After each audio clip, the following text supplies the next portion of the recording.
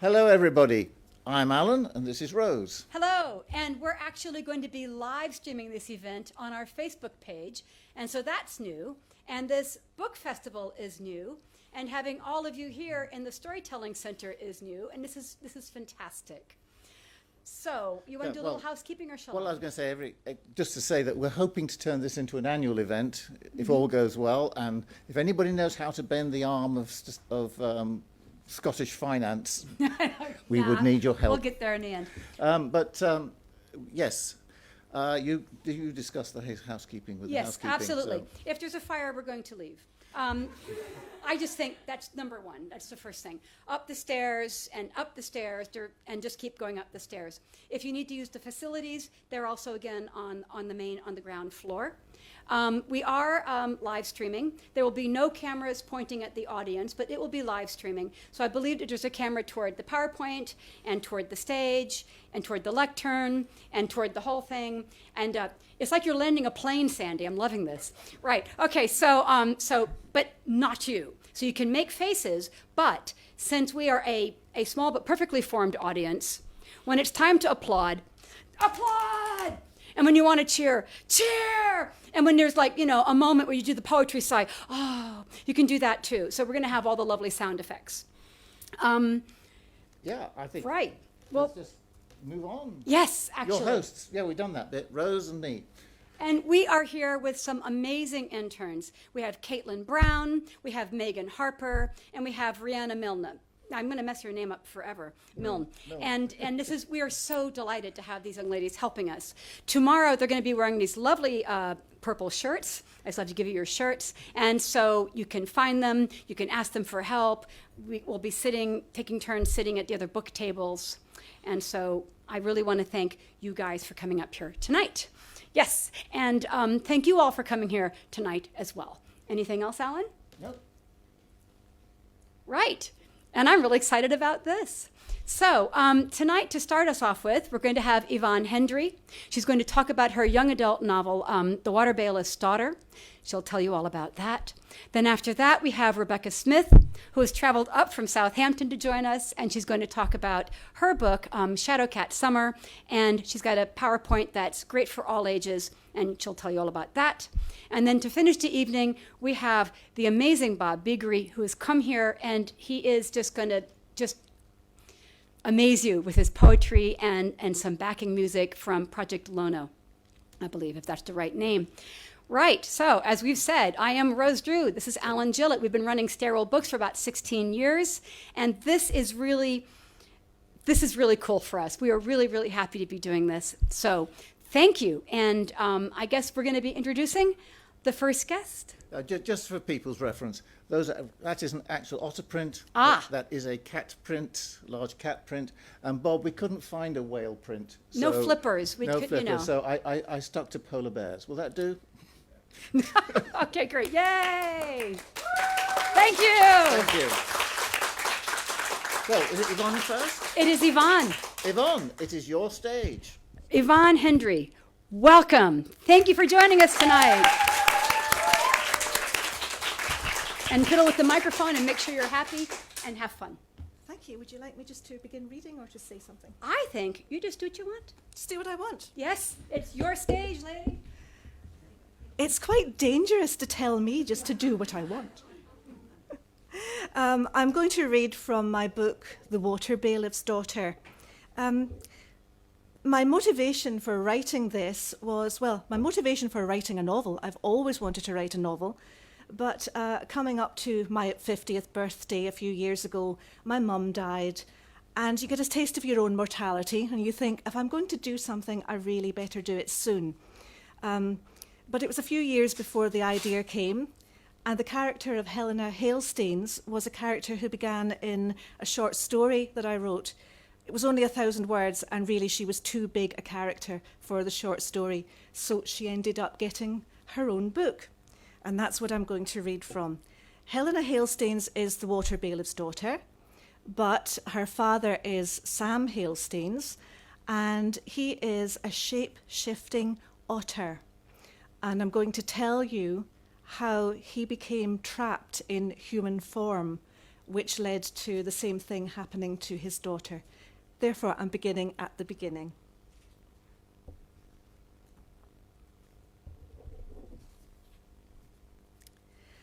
A full moon balanced on the horizon. It appeared huge in the sea mist through which it shimmered, and a humped shape stood in silhouette against it. It was the rounded fairy isle of Ailsa Craig, and the waves ran shoreward from it to another humped object on the shingle. At first glance, this looked like any old upturned boat, but on closer inspection, a thin, crooked chimney pipe could be seen protruding from the side. A wisp of wafting smoke curled upwards on the still night air, and the raven which flew through it scattered it into shreds as it swooped and landed on the ledge of a small, round window. From within, a dull red glow pulsed and flickered, and the raven preened by its light. It raised its head to watch a cloaked figure approaching from the shoreline, striding out and tapping the shingle with a staff.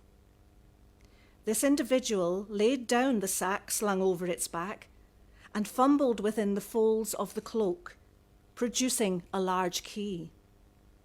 Moonlight fell on a fair-skinned hand with long, tapering fingers, inserting the key into the lock of an arched doorway next to the window.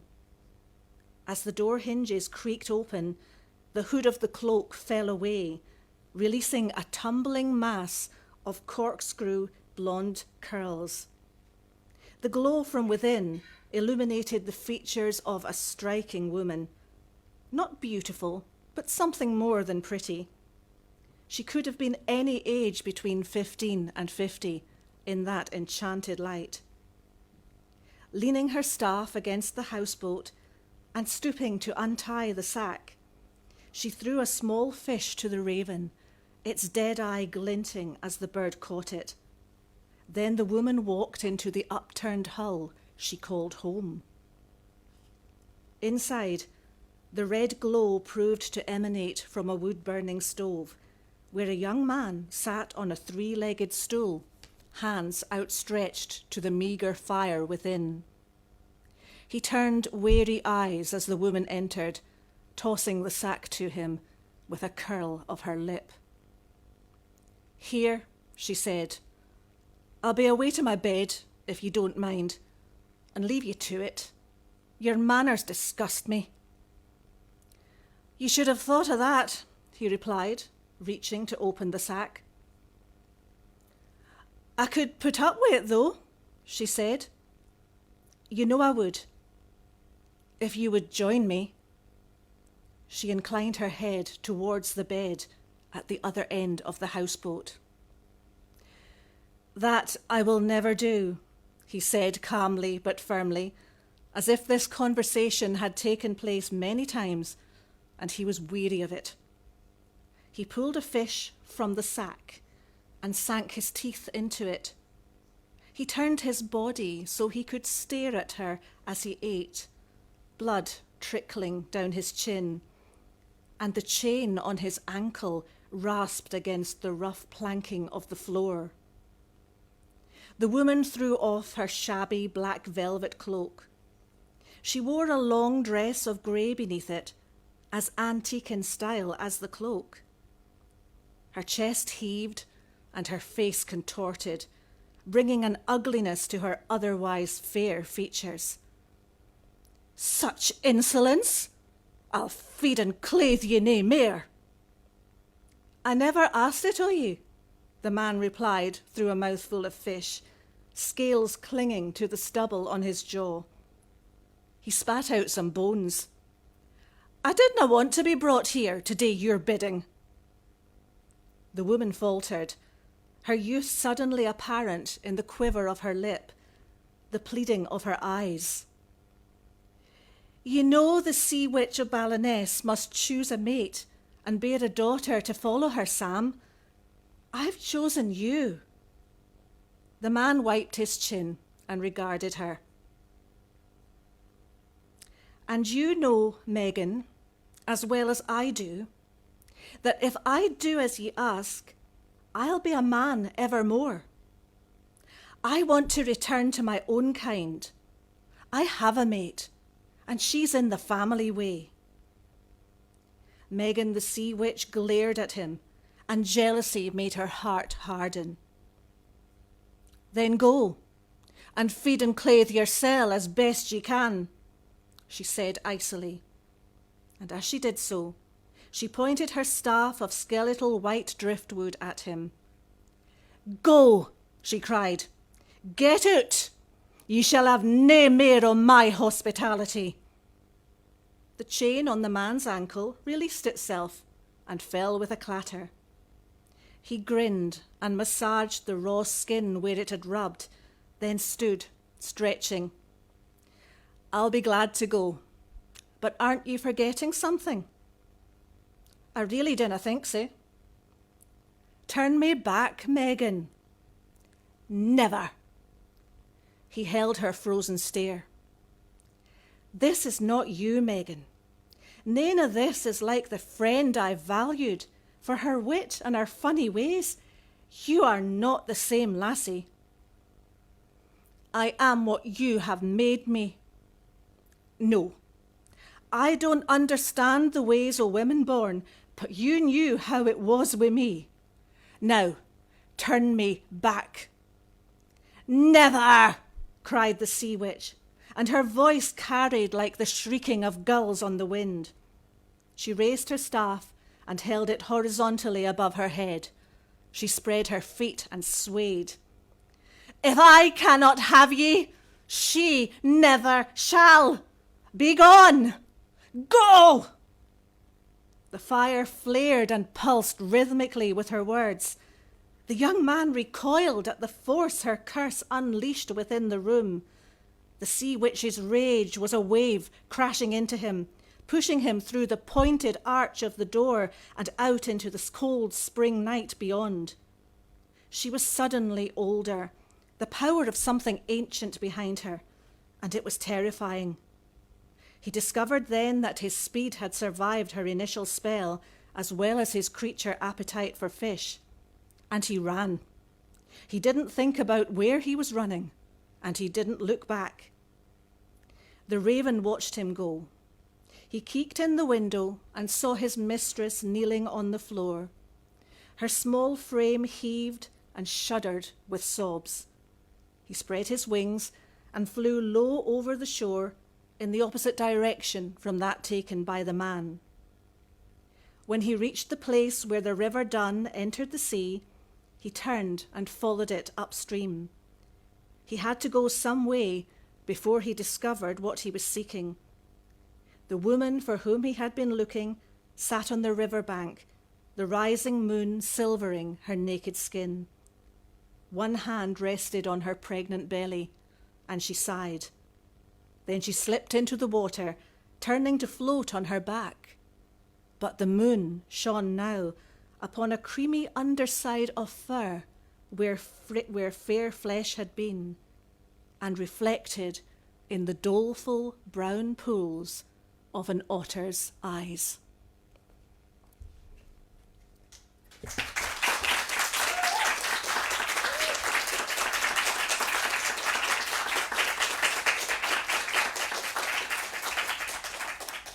Thank you. And if I could just say that this novel is set in the land of my birth, not just Scotland, but southwest Scotland. Ailsa Craig is an actual island, which is off the shore there.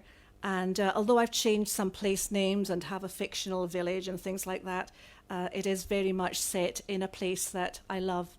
I'm just going to give you a little taste of the main character now, and that is Helena Hailstanes, who is Sam's daughter. We're now moving 14 years forward to May Day 1942. Since she was out earlier than any of the others, Helena Hailstanes stripped off the knitted swimsuit her mother insisted she wore and launched herself gracefully into the loch. She had read that young maidens should bathe their faces in the morning dew at sunrise on May Day to ensure beauty, but she had bathed every morning in Loch Dewey for as long as she could remember, and hoped that was even better. The loch was certainly a special place. She experienced a joy and calmness in its waters that she didn't know anywhere else. But for some time now, she had yearned to explore further afield.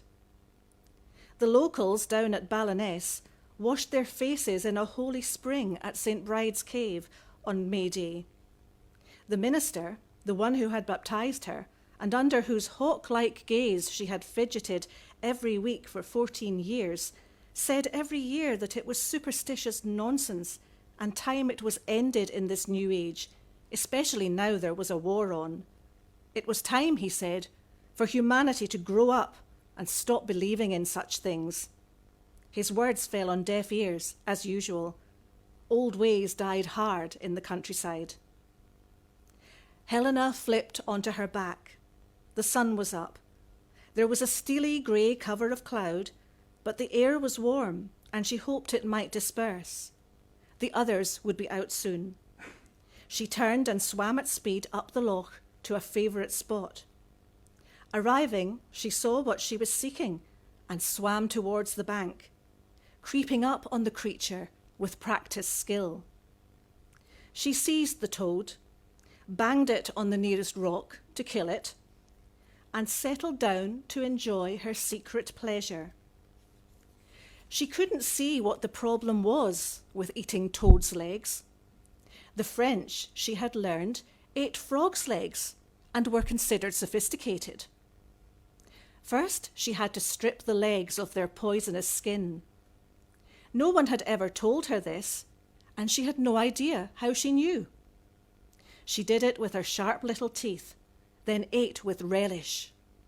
She choked as her father suddenly appeared, for he could swim just as fast and with as much stealth as she could. "Helena, what have I told you? How many times?" "There's nobody here to see me but you," she laughed.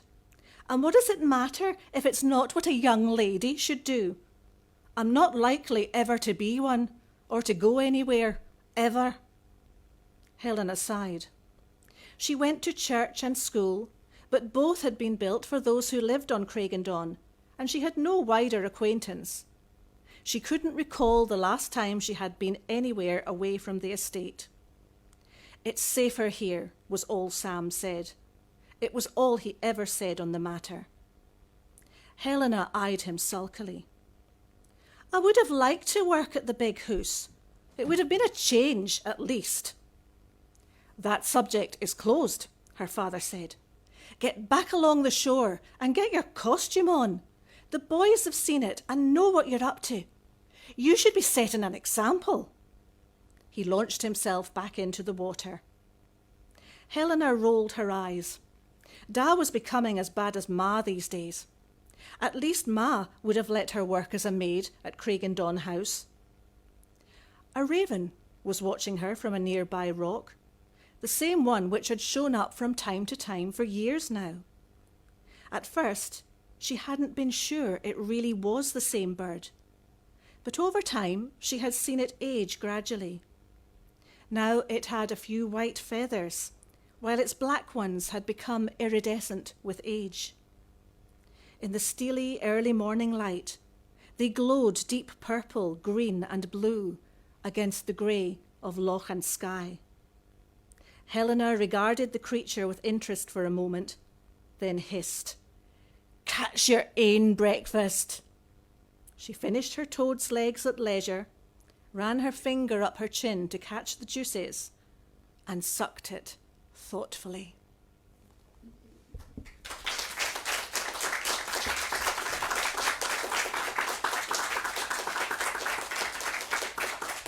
Thank you very much. Thank you.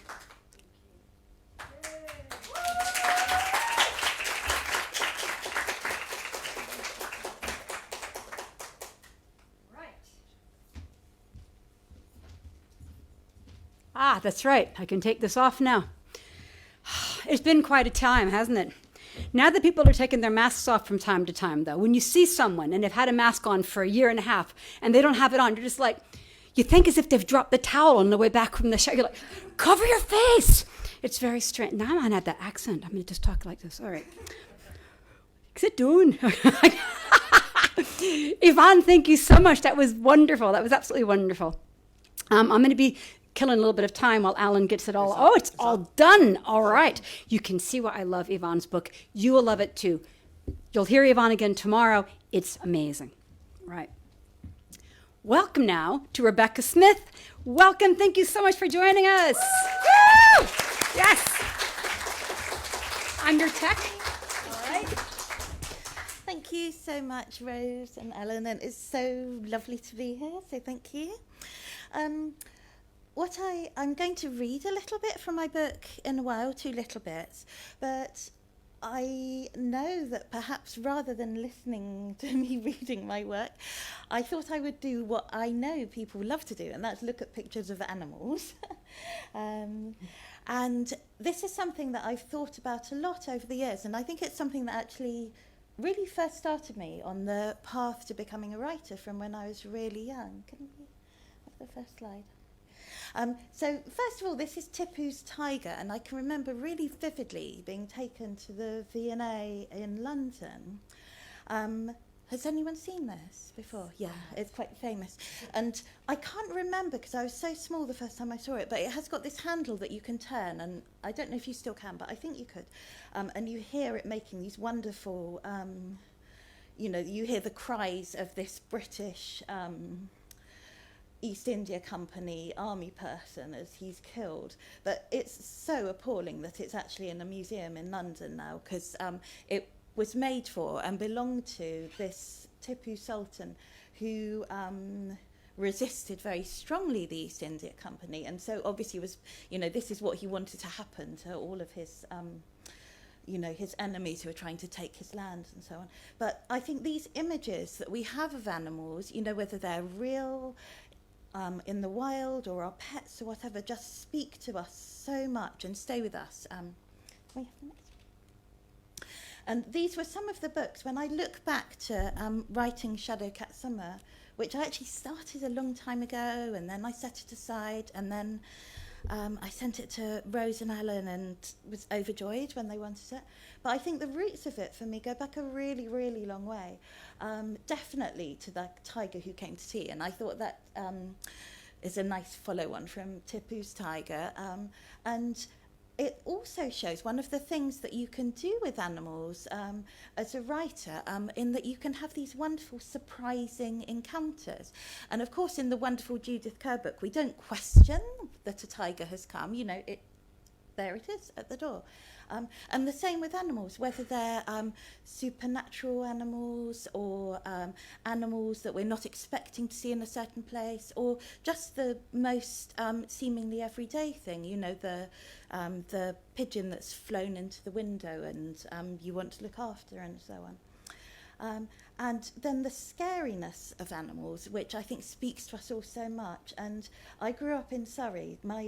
It's lovely to be back in the city of my foremothers here in Edinburgh, but grew up in Surrey, and in the 70s and 80s there was still such tales of the Surrey puma, which I just was so fascinated by. And my sisters and I sort of built up this whole mythology of thinking that people were Surrey pumas, and they secretly lived in, those big gas things that go up and down. I can't remember what they're called, and but partly inspired by Olga de Polga. And there's this chapter in there which of course is meant to be funny, but as a child I found it completely terrifying, where she thinks the Surrey puma has come to get her. And then Susan, Bill and the Wolf Dog as well, which I think is still in print in Puffin, and it's these children and they're in a new build, and it's on the land that belonged to this old colonel. And then also so much, A Dog So Small. And I can remember loving this book so much, and knowing just how sort of mournful it was. And this image of this imaginary dog, the little boy wants a dog so badly, but for his birthday what he gets is a postcard of a dog instead. And there's so many different ways that you can use animals to really speak to your readers. So I think part of me has been writing this book definitely since I was in, growing up with stories of the Surrey puma. Can we have the next one, please? And then I know everyone pretty much fell for these goats in the first lockdown. And I know we've all, over the last 18 months or so, and so many people becoming more aware of what's going on, but also the animals. I think, and I don't think this is just a lockdown thing, I think there are lots of instances now of the animals trying to take back control and to fight back. And I do, you know, like a pod of killer whales that have been attacking boats off the coast of Spain. But these things, they really unite people. And I think as a writer, if we use images of animals, it's just so powerful. And I know myself, if you're with a group of people just having quite a sort of ordinary conversation, and then someone starts telling a story about an animal encounter, everyone just sort of pricks up their ears and leans forward. And I think that's why I love using things with animals and birds and beasts in my work. And then this is an ongoing thing. This is from The Scotsman.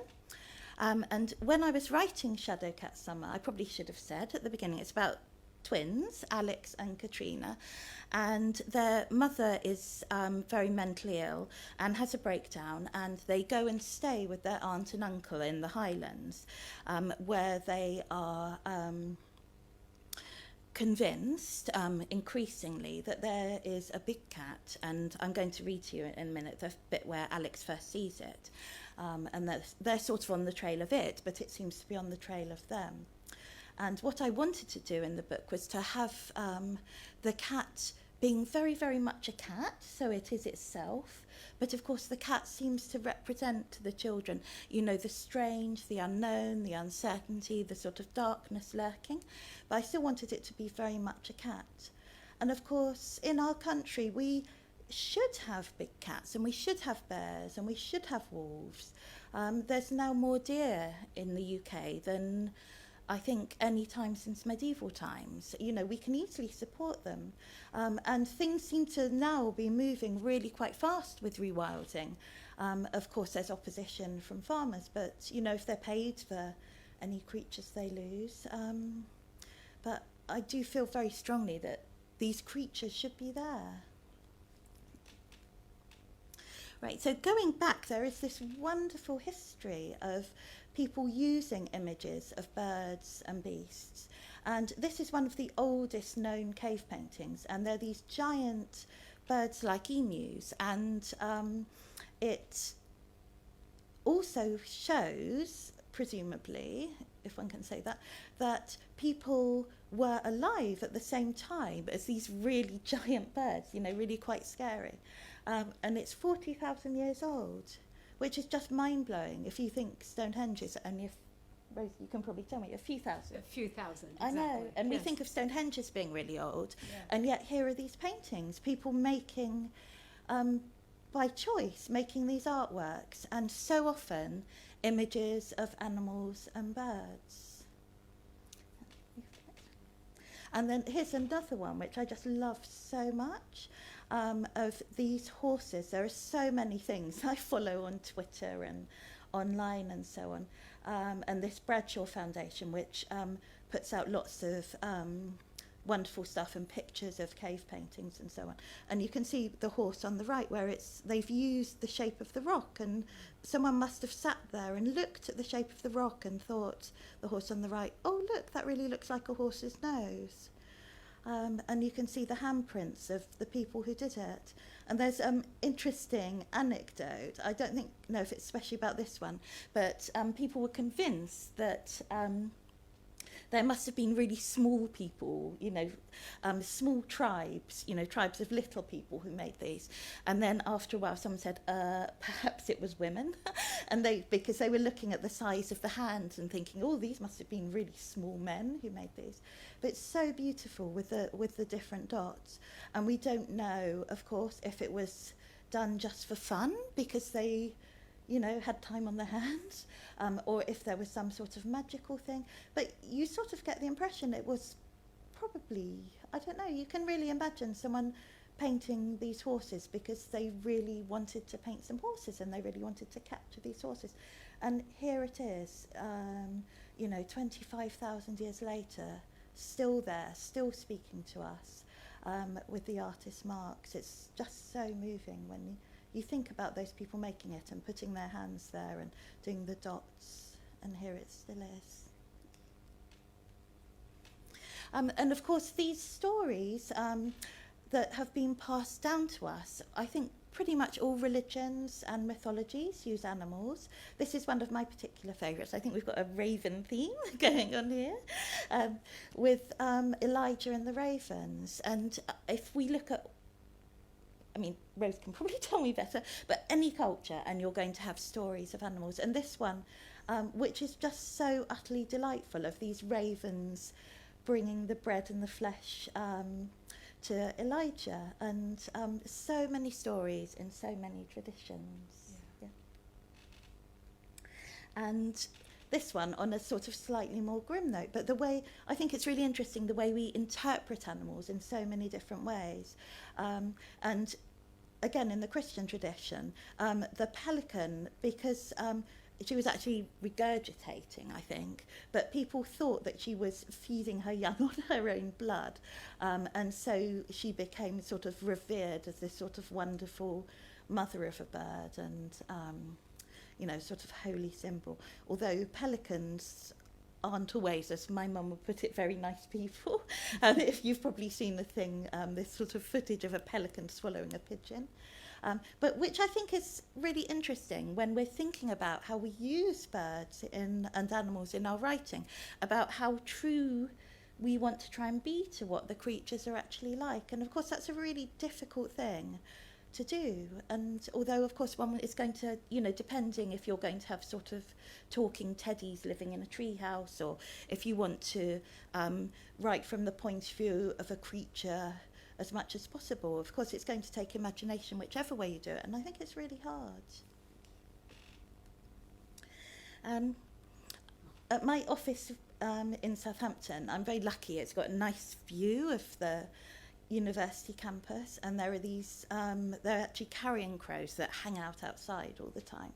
And it's been my long-term ambition to sort of try and befriend these, but sadly over the last year and a half we've had to work from home, so I haven't seen them and my plan isn't working. But people do have the most wonderful relationships with wild creatures, and this is a story from the BBC website about this little girl in Seattle, and the crows have obviously just taken a real liking to her, and she feeds them, but they bring her presents all the time. And I think it started, unless I'm confusing it with another story, where she had lost something and the crows brought it back to her.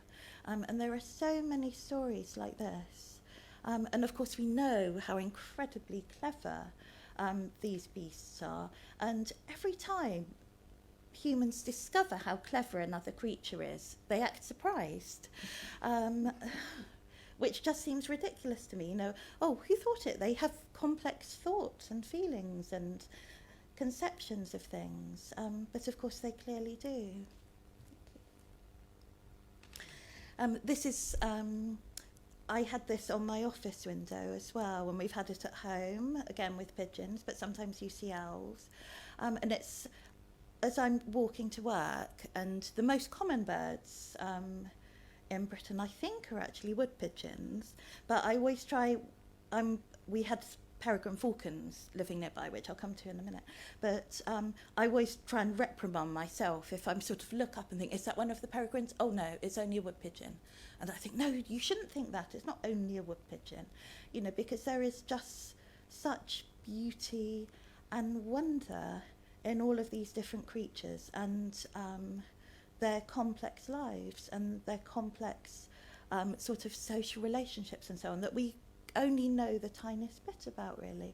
And these wonderful, I mean, obviously it's bad news for the bird, but these pictures that they make when they crash into your window, and the sort of strange dusty stuff from their feathers just makes the most incredibly beautiful thing.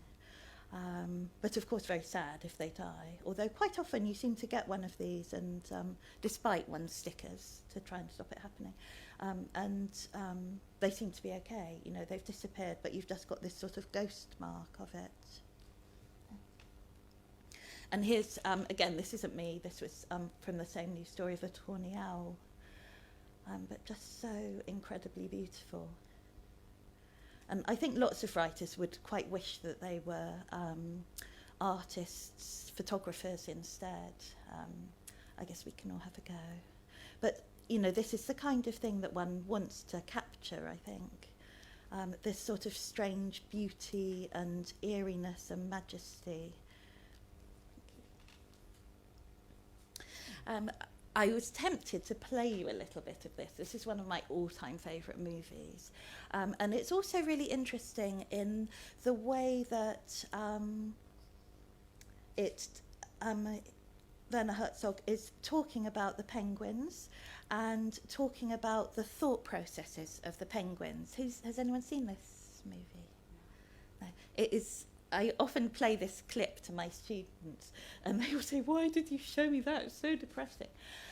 Because Werner Herzog, he goes up, he's in Antarctica, and he goes up to one of the people studying the penguins and asks, you know, is there such a thing as depression? Oh no, he said, is there such a thing? I wish I could do a Werner Herzog voice, but I can't.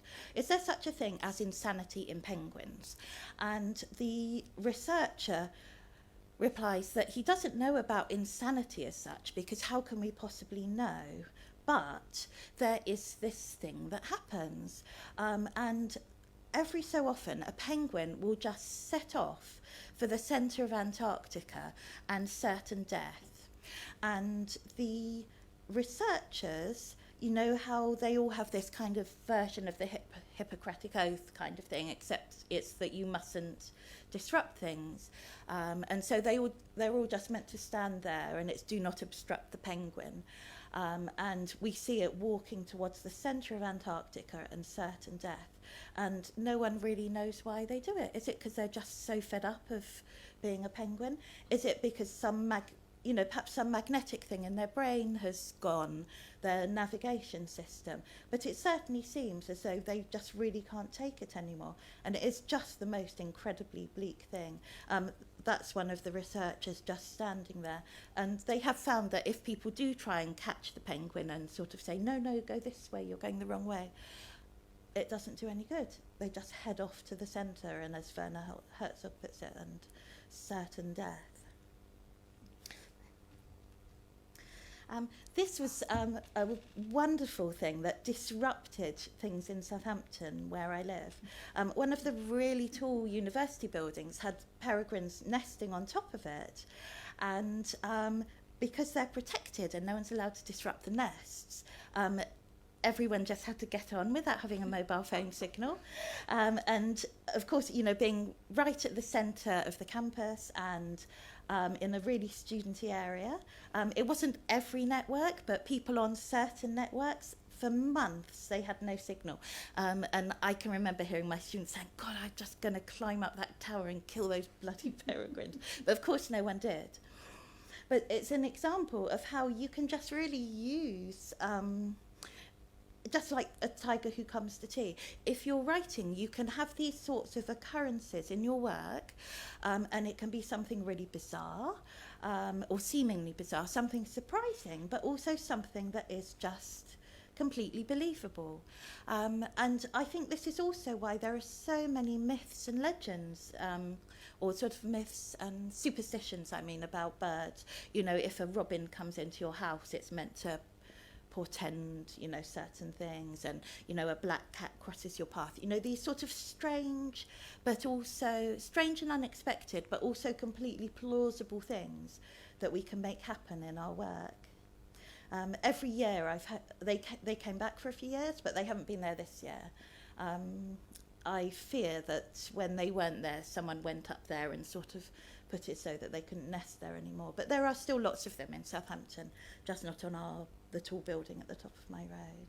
But it was just so wonderful in the summer to hear their constant cries as they were circling around. Just wonderful. Right, I'm guessing there's lots of writers in the audience, so I'm just going to give you, I'm not going to make you do this now, but this is if you are a writer or you want to have a go at writing. This is from this idea that these encounters can just launch some of the best stories, and I've seen this time and time again with my students, you know, and you start thinking about that time when you know, you found a stray dog, or that time when, you know, you had to take a wounded badger to the vet, or that time when you were walking in the woods and suddenly you saw whatever. And the same sorts of stories that make people really prick up their ears when you're telling them, if you're just sitting around with your friends. And I think this is a really good way of starting a story. With my book, it's all about big cats wild in Scotland. And I've never seen one, and I've always wanted to see one. And for years, my kids and I, you know, wherever we go, we'd be looking for footprints. You know, they shared my obsession. It sort of came from them, actually, because one day we were in a park, and one of my sons was convinced he saw a wolf in the woods, and it was a tiny park, and I don't think he did. But that sort of, is there something there? So that's the first one. So you can use it as a sort of inciting incident. I think I've talked about this. So the first bit was preparation, and then use it as your inciting incident. And if you're writing a short story, very often you need something that's going to make this ordinary day into an extraordinary day. And this is the way that you can do it. Or you can do it to foreshadow something. Another thing that I think is really important with animals is the way that I think they're really important, first of all, for themselves, but the way that they tell us about your human characters too, the way that your human characters respond to them. My daughter had this brand new boyfriend, and one of the first times he came round, there was this, they'd found some wounded bird, and he had such excellent bird handling skills, you know, we thought, oh, he's a keeper. But, you know, the way that people respond to animals, and we know, of course, so sadly, that people who are going to go on to become psycho killer types often start out on animals. Next one. But of course, the birds that you use, they don't have to be you know, it doesn't have to be, in inverted commas, only a wood pigeon or a robin or whatever. There are so many of these wild animals actually here in the UK. Animals that shouldn't necessarily be here, or perhaps should have been here once. This slide is a couple of years, the statistics are a couple of years old now. And we know, of course, that wild boar, which were here, and now they're sort of taking over great tracts of forest. And very often, these animals do escape, you know, a colony of wallabies in Sussex. And during lockdown, there were a few sightings, people said, of wolves crossing, I think, the M5 in Gloucestershire. Were they wolves? Were they big dogs? Quite a few different people thought that they saw wolves. But they are out there, and they could escape. Lots of people think the reason that big cats are wild in the UK is because people had these animals as pets, and then in the 70s, a law came in where people had to get licenses for them, and lots of people just let them go, and so maybe that's why they've survived. That's one of the theories. Or of course, escaping from zoos or circuses or recently released pets. Some people think that big cats here are maybe a sort of spiritual sort of manifestation. We don't know, but every year there are thousands, I'm saying thousands, definitely hundreds, probably thousands of sightings that are reported of different types of big cat. Generally not tigers, which I think is quite lucky. They tend to be lynxes and pumas. And of course, nowadays people quite often have these ocelots and servals and cats that are a cross between those, jungle cats. So it can be those too. But of course, sometimes it might just be someone's got a big ragdoll cat and someone thinks it's a lion. You know, we don't really know. And of course, this is my last idea for an exercise, I think. Of course, you can invent creatures that you want to as well, as Yvonne has so brilliantly done. Or you can use ones that are already there and sort of part of our psyche, whether it's a kelpie or a phoenix or a firebird or a dragon, because people love stories about these creatures. Is that the last one? Yep, yeah. I'll read that. Okay, now, shall I read a little bit? Yes, please. Okay, yeah. Oops. Treads on wire. So I'm just going to read you a couple of little bits. One of the, first of all, I'm going to read you a tiny, tiny bit, which is from the cat's point of view. So the story is about Alex and Katrina, and they've gone to the Highlands of Scotland to stay with their uncle and aunt. And before they've actually got there, their uncle has sensed something in the garden. So he is going to be relatively sympathetic to it. And before they arrive in Scotland, their mum has gone missing, and then luckily she's found and taken to a clinic in London. But one thing I thought about a lot, and then of course I don't know if I've got it right, was writing from the point of view of the cat, because we often think we can guess what our pet cats are thinking. We can imagine what they must be thinking. And of course, there are all those documentaries where, you know, sometimes narrated in quite a soppy voice about, you know, the cats are all given names, big cats, and, you know, she's got to do this, she's got to do that. But how can we possibly know? We can only guess. So this is, I think, the first time that the cat's point of view appears in the book. And I should say the book has got, the best thing about the book are Dawn Treacher's brilliant illustrations, and Alan, when he said he put all these paw prints in, which I love. So this is a tiny bit from the cat. Velvet in darkness, she moves through the night, a silent shadow, claws sheathed. She pads across the needles, pine sharp, knowing everything. Here there were people, here they sat, scuffed their heavy feet. Wood pigeons roost above her. She smells the warmth of feathers, the soft pink-grey flesh of them. An owl calls, sister owl, fellow hunter. She feels the wind of her wings. She stops, waits, listens, knows, moves on, follows the stream. All creatures must drink, deer must drink, deer may be here. Softly, softly, the water falls down, down between the trees. She meets the moonlight at the lock.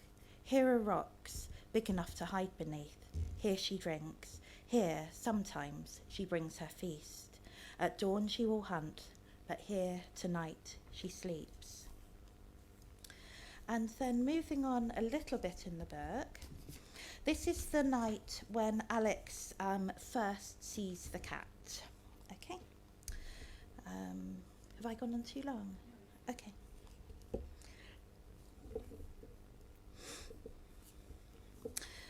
Right.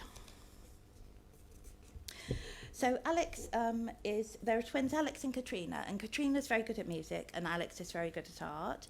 And his aunt Clara, who he's staying with, is also an artist. Auntie Clara gave Alex some of her books about drawing to read that night. This, she said, passing him a large floppy one, was what really got me started. I was given it when I was about your age. Alex read How to Draw Animals by Walter Foster, price USA $2. It was a bit smaller than A3 and had a creased yellowish brown cover with an impressive drawing of a monkey and her baby. It looked really old. I wish I could draw like that, he said. You will. It's all about looking and then looking some more. You look at the light and the textures and the shadows. You look at what lies beneath the skin, the muscles especially. What's underneath can be just as important as what you see on the surface. That's why some of the great artists have been anatomists, dissecting bodies, even the bodies of horses, to understand how they work and why they look the way they do. When I was at art school, what, like that cow cut in half and that shark in a tank? We saw those on a school trip. Someone was sick, but I think that was from too much banana yazoo. Oh, but these anatomical drawings are much better than Damien Hirst's work. Those artists were pioneers, examining the muscles and the tendons scientifically. Have you got books of those? Oh, probably somewhere. They aren't really bedtime reading. I don't mind things that other people think are disgusting, said Alex. Well, just look at Walter Foster tonight anyway, Clara said, backing out of the room. Katrina was already asleep. She'd had a nice hot bath and been overcome by tiredness. Clara thought it was a healthy reaction, much better to sleep if you were stressed out or upset by something. Alex didn't seem sleepy at all now. He looked as though he would be reading and drawing for half the night. Alex sat in bed looking at the book. It made it seem so easy. You started by thinking about the basic shapes that a creature was made of, the intersecting circles and ovals of a cat, for instance. You started with those and worked up from that. Before, he'd always started with outlines, or started with the head or one front paw, and then carried on from there. The trouble with the old method was that the proportions always came out wrong. With this new looking at the shapes method, you get the proportions before anything else happened. And I'm just skipping on a little bit. He wished he'd stayed in London. They shouldn't have told Auntie Clara. Couldn't they have just stayed there by themselves? They managed pretty much by themselves anyway, even when Mum was around. It wasn't as though Auntie Clara had actually done much. The police had found Mum, and the hospital had sorted out the clinic. If only they'd just kept quiet. He hoped no other cat would try and take over the territory while Mr. Tom was away. They've got this ginger cat that's their pet, and it's come to Scotland too. Alex sometimes thought that Mr. Tom could see his thoughts. This was one of those times. Mr. Tom appeared. He marched into the room with his tail proudly in the air, and with one bound was on Alex's pillow. He took up all the space. Now Alex couldn't decide whether to use the method to try drawing the tiger, or have a go at drawing Mr. Tom from real life. "You're bigger and better than a pillow, aren't you, Mr. Tom?" Alex whispered into the soft marmalade fur. "Shall I draw you or a tiger? You're better than a tiger." Mr. Tom purred. He clearly agreed and went to sleep. It was hard to see the circles and ovals that were supposed to make up a huge ginger Tom. Mr. Tom looked more like a big box, a shoebox with legs. Alex was suddenly very tired. He pushed the book to one side and put his head down in the small space that was left between Mr. Tom and the wall. He thought he would close his eyes for a minute and think about how he would do the drawing. Auntie Clara had said you had to look and look and look. He thought that you could sort of look with your eyes closed. He had pictures in his head of Mr. Tom doing different things, leaping with his body all stretched out, sitting neatly when he was quiet but not asleep, in a position that made him look like a hen sitting on her eggs, marching in with his tail in the air, looking fierce and all fluffed up when he had to see off the evil marauding tabby from 5 boats down. There were footsteps on the stairs up to the attic, heavy footsteps that were trying not to be. Uncle Archie. Alex was too tired to open his eyes. He heard the lamp click off and the heavy footsteps, trying not to be, retreat down the stairs. He was still going to do that drawing.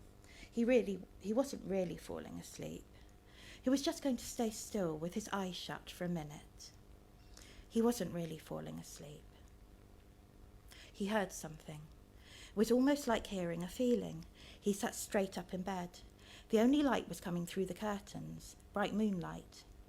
He knew that he had heard something, but that it was something almost silent.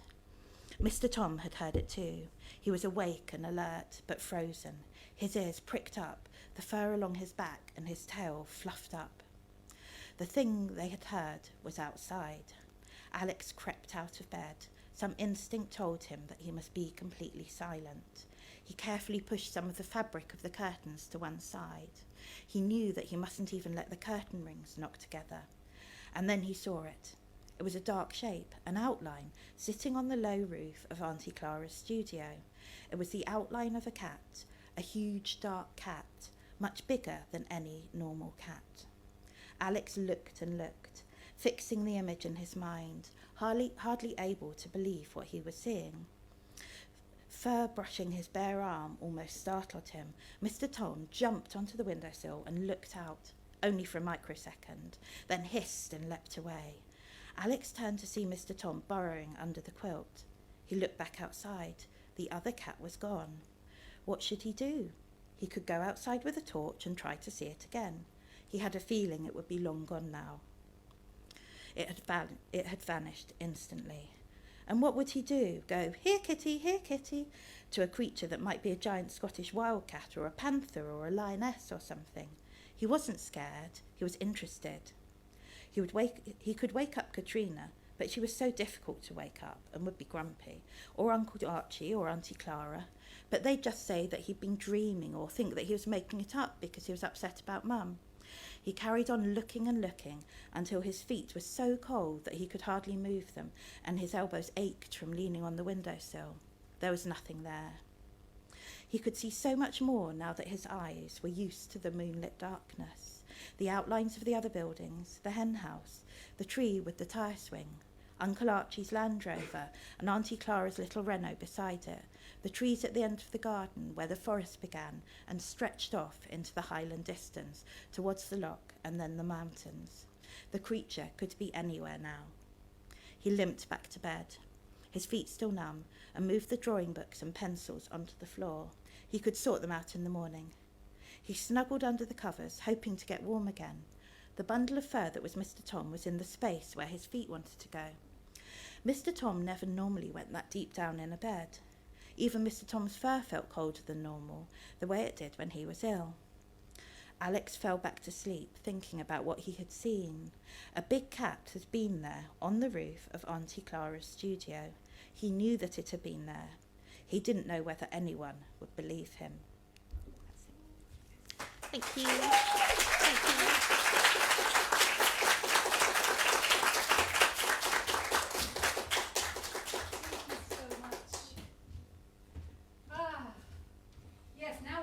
Ideas in our head of animal encounters. Alan, yes, definitely take that slide down. Yeah, Thank you. I was going to say, I was just thinking about Orlando, the marmalade cat.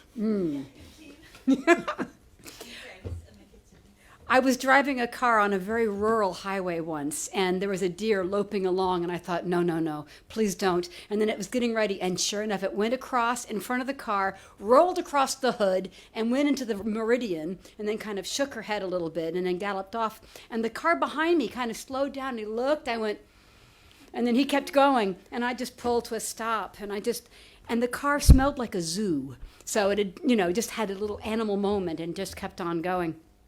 But that was, yes, that's the moment. Right. Well, it was decided that was really no one who could follow Bob Beagrie. So Bob is going to end the evening tonight. Come on down, Bob, and I'm so glad that you are here. Yes. Yay.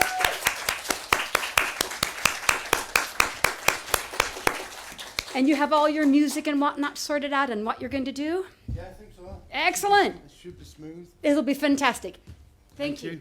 Hello, everyone. I enjoyed your work, and Rebecca's great. Have you read Feathers by Raymond Carver? Yes. I love that as an animal encounter. So I'm going to read some poems, and some of them are set to music. 5 of them, I think. I work with some musicians as a kind of group. We call Project Lono. Lono was the name that the Hawaiians gave to Captain Cook when he landed in Hawaii, and they thought he was this god called Lono, who's like a fertility god. And then, so they fixed his ship up, and then he sailed away, and then the ship got damaged in a storm, and he had to come back. And he arrived back thinking he was Lono, but it wasn't the time of the year that Lono should be there any longer, because he was kind of a seasonal god, so they realised he wasn't Lono, so they ate him. Anyway, that's why we call Project Lono. So I'm absolutely delighted to be published by Stairwell Books and join their roster with this book, which is called When We Wake, We Think We're Whalers from Eden, which is a strange title. But it's all the poems that I wrote during 2020, early 2021, and we know what kind of weird, surreal time we've had of it, so that kind of gives a context for the collection and for the title. And it kind of documents in a surreal way the pandemic. So I'll start with this opening poem called Gaming with the Galaxy, and this is just a voiced one. And so I wrote this in about February 2020, when we were aware of it, but it hadn't really become a serious thing. It was in Italy and China and starting to spread. But we weren't really aware of it at that point. Oh yeah, another thing in this poem is a thing called WIMPs. Don't know if you know what WIMPs are. The weakly interactive massive particles, and they float through the whole universe like dark matter, and they hold it all together. Because there's not enough observable mass in the universe to hold it together, so they think it's these things called WIMPs. And where I live in Middlesbrough, well, just down the coast towards Staithes, is Boulby Potash Mine. And it's one of the deepest mines in Europe. And I went down there once on a kind of artist's, writer's trip. And they've got this laboratory at the bottom of it where they're testing for WIMPs. Because it's so deep, it cuts out the gamma rays and everything. Anyway, so WIMPs are referenced in this. Gaming with the Galaxy.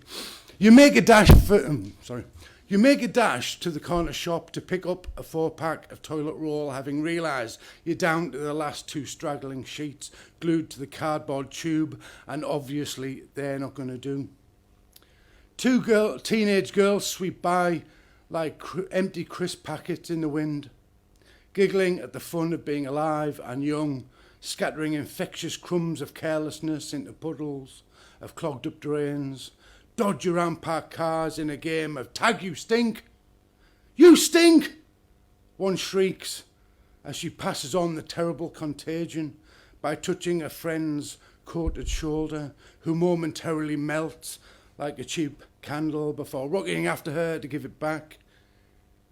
You shudder as if someone has stepped on your grave, but it's a weakly interactive massive particle moving through you, passing indiscriminately through the matter of your corporeal form and the darting, bouncing, giggling bodies of the 2 girls on its spectral trip across the universe, echoing 2 words to all of your inner spaces. You stink, you stink, you stink, you stink. This next one is with music, and it's called New Rules to Abide By. Can we have the first track?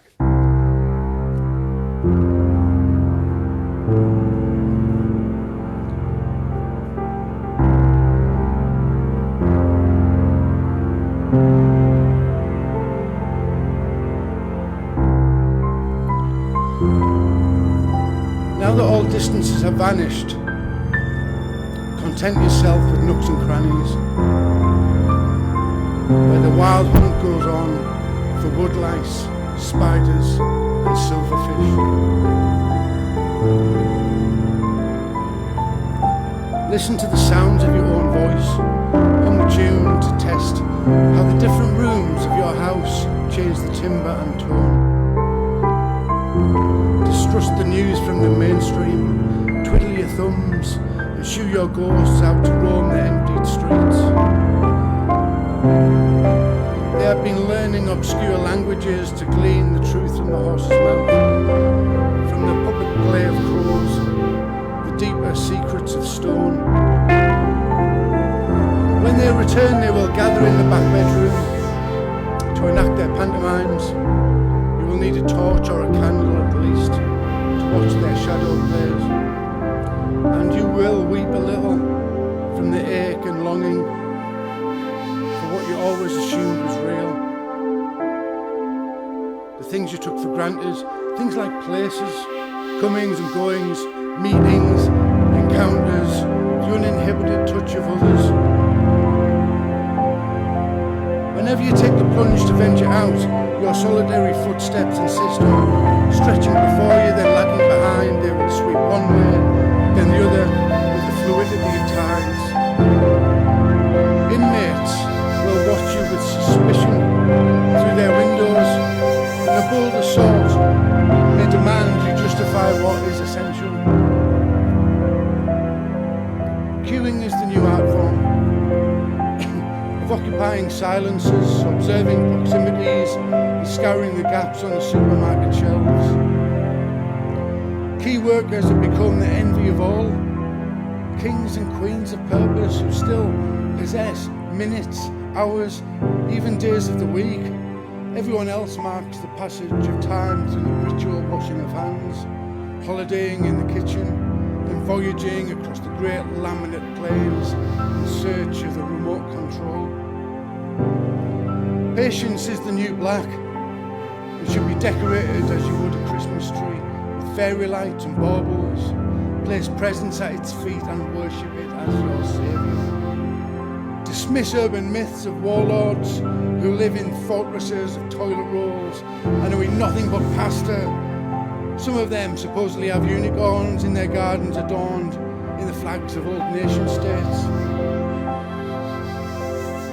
Within your cocoon, you must digest yourself into a protein-rich soup, disintegrating all of your tissues except for the imaginal discs, which use the goo of your previous existence to fuel the rapid cell division required to undergo a radical transformation into a new physical form and a somewhat different personality after instances which would normally result in death.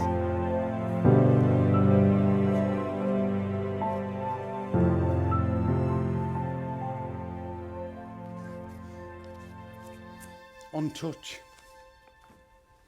It was such an easy thing to do, and it's the hardest to lose. Today we met, not bumped into someone that now would be inexcusable, and we stood at the required distance, and she burst into tears, which set you off crying too, because you could not exchange a simple hug, rub cheeks, and hold one another in place and feel the momentary grounding of each other in a physical recognition of shared battles. How, while a swarm of midges clouded over the brackish waters of the beck, words of tenderness tried their best to make up for the trust of the touchy-feely, leaving us grateful, though a little diminished, somehow virtual. This next one is called Pantheon, and it's about them goats from Llandudno. I have got a track, but it starts off with a little epigram from Alistair Crowley in his poem called Hymn to Pan. Thrill with lissom lust of light, O man, my man, come careering out of the night of Pan, oi Pan. So can we have the second track, please?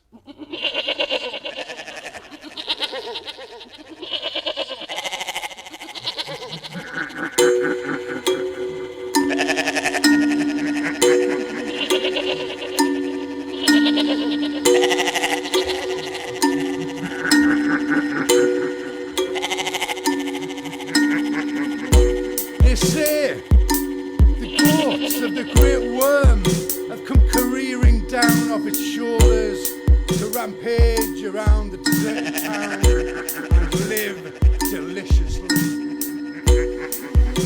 Footage of the boisterous trip was shown on evening news. Their creamy fleeces a bubbling splurt of surf spilling through people's gardens and across the roads, ignoring giveaway signs. They nibble the hedges and flower beds, climbed on walls, town benches, danced on tables in abandoned beer gardens, and their horns scraped against trees and peed parked cars, rattled against gates to make their capricious music, obviously having a whale of a time, while the townsfolk read out their poetry, penned in restless living rooms.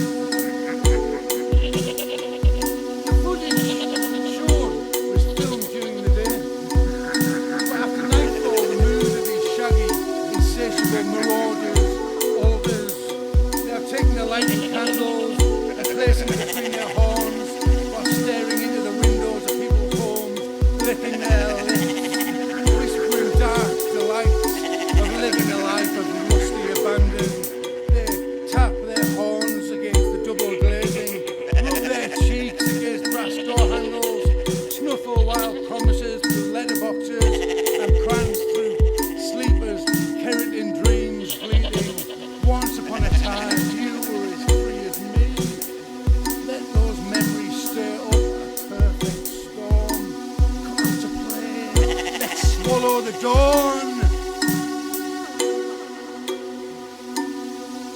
With each passing day,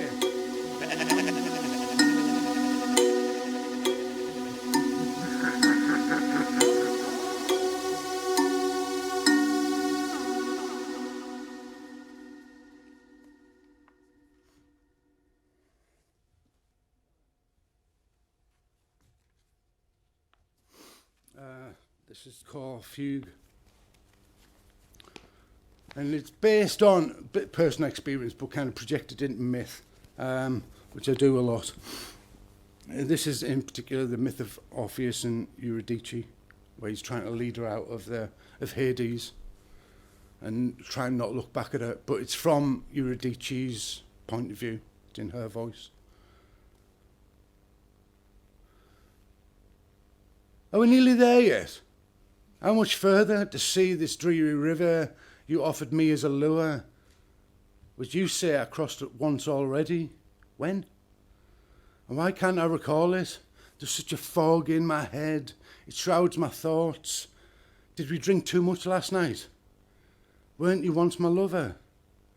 Let me sit on this step for a while to shake off this fugue, and I give you my word I'll not slip your string from my wrist, although the melody calls me back down the staircase. Do you hear it too? All those voices behind us beckoning for clarity, although answers are forever deferred to the end of any composition. I'm sure you know that, Mr. Musician with your songbook and lyre. If only you'd turn around and show me your true face, look into my eyes and assure me this trip is worth it, that we're allowed to travel beyond the local, that this outside you talk of is more than make-believe. Sit with me a while and I'll explain why I should leave this everywhere to exist in just one place in space, confined to one life in this passing of time. Will you tell me again about this pain you call love? 34. And this one's called Glitching. It's got some music to it. It's just about I've got a big bamboo in my backyard. I became very acquainted with my backyard during lockdown.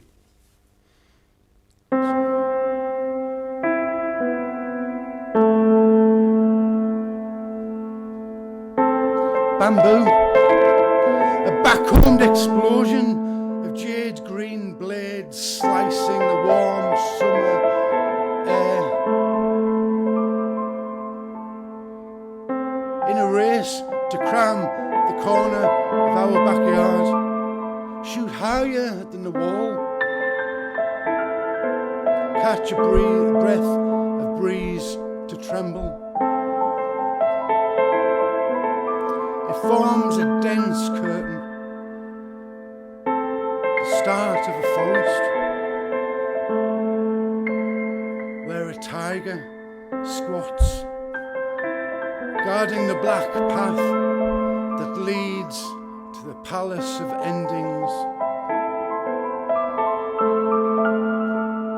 Its amber eyes watch as I hang out the washing with crocodile pegs. I tell myself they're just snail shells. The low rumble purr is a plane circling into land. The black path is nothing but the soil stack. And the palace of endings, deep in that bamboo forest, can wait till I'm ready to visit.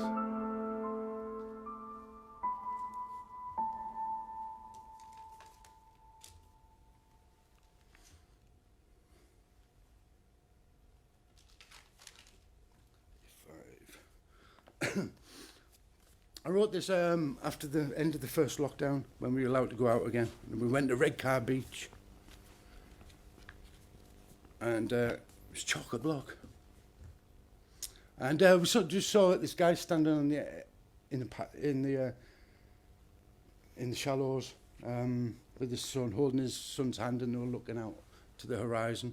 It was kind of, after being cooped up and like faced with the massive horizon line, it kind of really struck me. And but he looked like Tony Soprano. So this is called The Strong Silent Type, and it's about him. It starts with two quotes. One is by W.B. Yeats. A vast image out of a spiritless Monday troubles my sight. which is from the Second Coming. And the other one is Nostradamus and Notre Dame. It's two different things completely. Tony Soprano. A Tony Soprano look-alike takes a long lick of his lemon top while paddling in the shallows. He's holding on tight to his little boy's wrist. Our Kappa regime squints towards a future he thinks lies just over the horizon, but the boss of the seagulls has swallowed it. Though there's no way Tony can know it yet. So, Bada Bing sits in the belly of this gull, as uncomfortable as a burnt-out cathedral. The little boy steals a pebble from a wavelet and holds it behind his back like a secret, while Tony stares out his blackout finale. Ice cream dribbles over the ring on his finger, and one drop of vanilla falls into the sea. His boy babbles prophecies at the clouds, where the boss of the gulls regurgitates a strip club, then reels round wide to eye up Carmela's greasy carton of cod and chips and mushy peas. And then we were allowed to go to the pub again. Super spreader Saturday, remember that?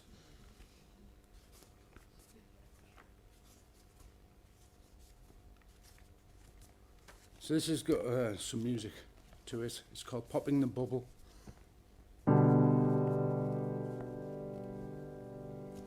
It starts with a little quote. Bubbles in a tube smaller than a millimetre wide appear to retain no memory of the details that led to the break. It's kind of like, there's a science about bubbles having memory. Weird. Obviously we've been living in bubbles.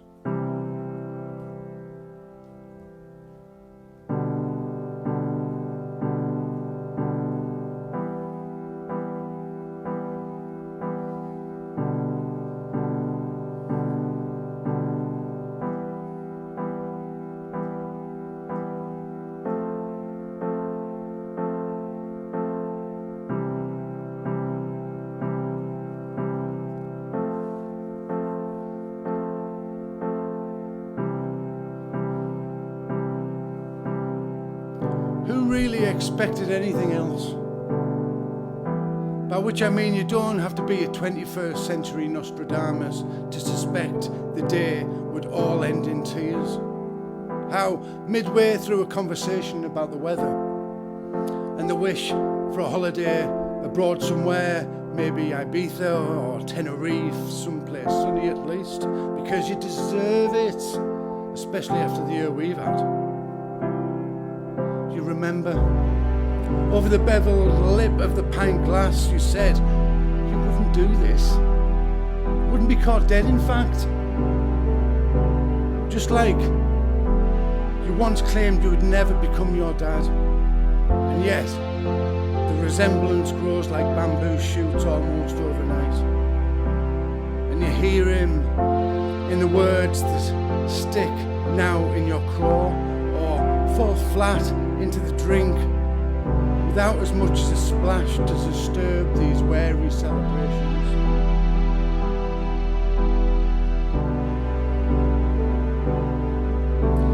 And inside it, there's a twinge of forgiveness toward him, now that you've learned the trick of turning his skin into glass, so you can watch the regular pump of his human heart.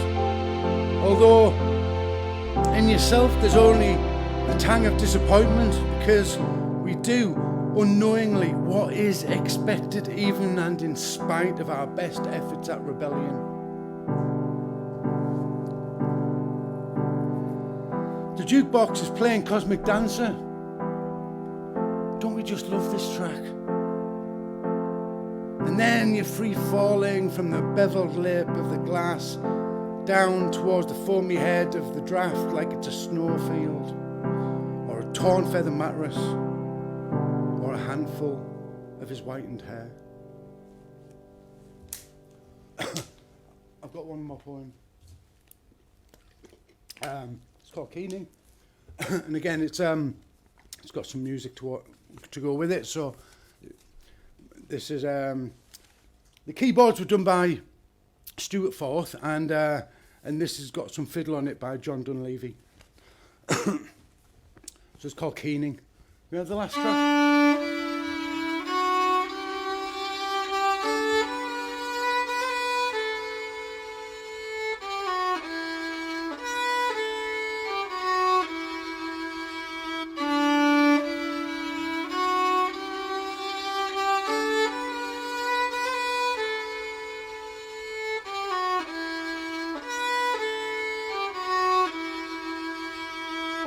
Because for the time being the rain has stopped, and each room of the house is a dumb whirlpool, I take the path beside Bluebell Beck. Deep standing water and mud have deterred other travellers.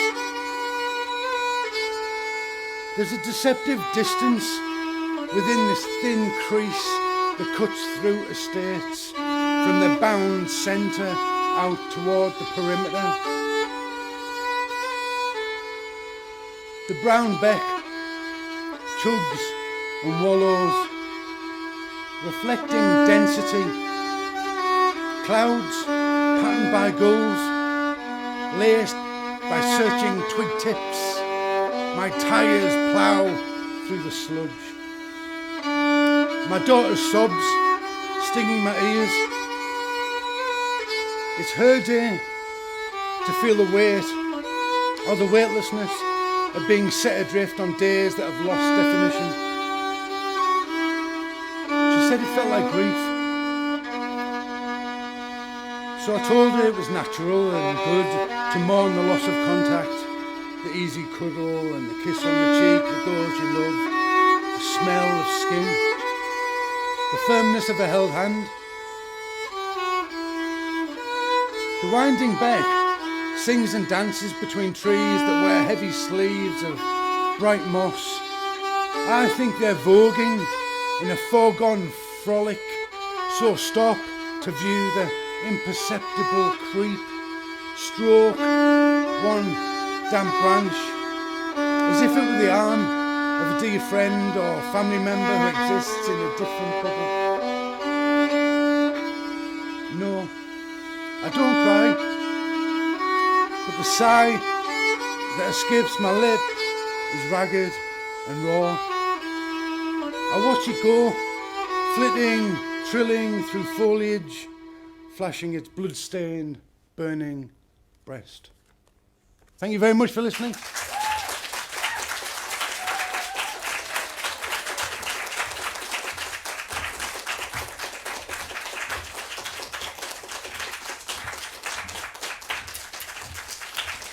Thank you, Bob. And I think for all of you who are doing creative writing, remember, poetry is for performing. And I think Bob has shown exactly right. Yes. Poetry has to be performed. And it's not just something to read because you're a sixth former and you can't get the words out yet. This is just a few samples of the work that we do with our authors and the wonderful books that we publish.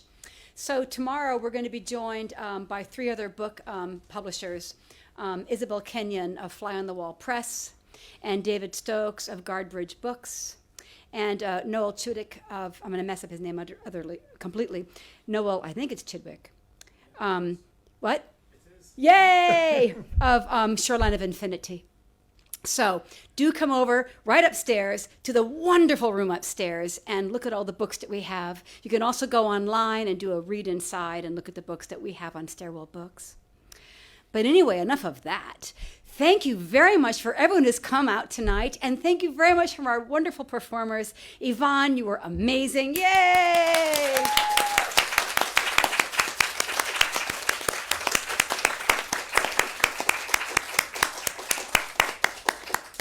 Rebecca, I have now got all these ideas about animals and the encounters that I've had. Thank you so much. It was so wonderful to hear you read that. Yes.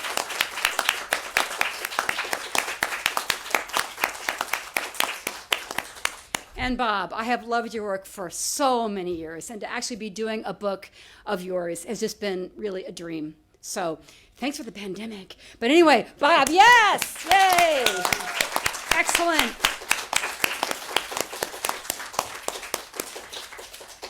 Thank you, Sandy, for all your work. Yay! All right. And if you've been watching us at home, and you'll be seeing this later on YouTube anyway, thank you very much for joining with us tonight as we've streamed this. It's been the best way to make sure people who couldn't get here could still get here, as we do still try to navigate this new way of being. So anyway, thank you very much, and good night. Yes, and see you tomorrow. Yay! Yay! We're going to have a lot of authors read tomorrow, including the 3 you heard tonight. Yeah, well, I remember, we do have some books here, but time is getting short. So if anybody wants to buy a book or have a quick look, do so now.